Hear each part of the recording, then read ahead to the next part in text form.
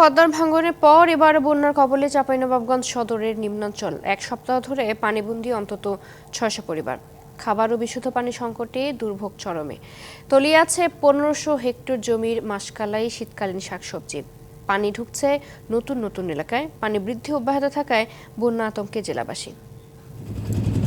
Bharat Farakka barrage খুলে দেয়ায় পদ্মার পানি বাড়ছে ভাটির জনপদ চাঁপাইনবাবগঞ্জে। প্লাবিত হচ্ছে তীরবর্তী নিম্নাঞ্চল ও চরাঞ্চল। সদর উপজেলায় এরই মধ্যে পানিবন্দী হয়ে পড়েছেন কয়েক হাজার মানুষ।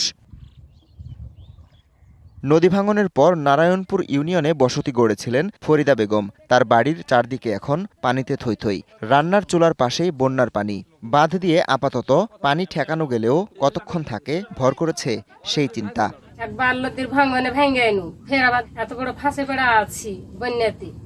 ধরেন যে কষ্টতে আছি, আখা চুলা বন্ধ, এখন ধরেন যে পানি ছেঁকে যাইলে আখা ধরাইছি। নারায়ণপুর ইউনিয়নে এরই মধ্যে পানিবন্দী হয়ে পড়েছেন কয়েক হাজার মানুষ। রান্নাঘর টিউবওয়েল তলিয়ে যাওয়ায় দেখা দিয়েছে বিশুদ্ধ পানি ও খাবারের সংকট। এক সপ্তাহে বন্যার ভিতরে আছি, জিনিসপত্র আমার সব দেহে ভেসে গেছে। অসহায়তে পড়ে আছে, রান্না বান্না করে খাইতে পারি না। এখন গরু ছাগল কোথায় রাখবো বা নিজেরাই কোথায় রাখবো, কোনো খাওয়া দাওয়ার ব্যবস্থা নাই। ভিটামাটি তলিয়ে যাওয়ায় বানভাসীদের অনেকেই ঠাঁই নিয়েছেন উঁচু জায়গায়। তাদের কাছে পৌঁছায়নি শুকনো খাবার সহ ত্রাণ সামগ্রী। সরকারের পক্ষ থেকে কেউ আসেনি এবং কেউ খবরও লাইনি। এদিকে আকস্মিক বন্যায় নারায়ণপুরের অন্তত ১৫০০ হেক্টর জমির মাসকলাই, কলা ও শীতকালীন শাকসবজি তলিয়ে গেছে।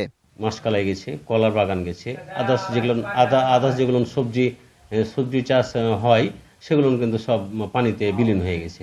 এই বন্যার তথ্য আমরা ইউনো অফিসে, উপজেলা অফিসে আমরা প্রেরণ করেছি।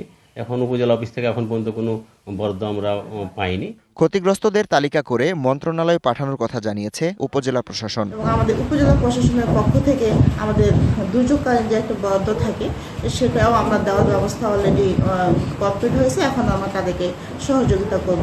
বন্যার পানি ঢুকছে আলাতুলি, শাহজাহানপুর, উজিরপুর, পাকা ও ঘোড়াপাখিয়া ইউনিয়ন সহ বিভিন্ন এলাকায়।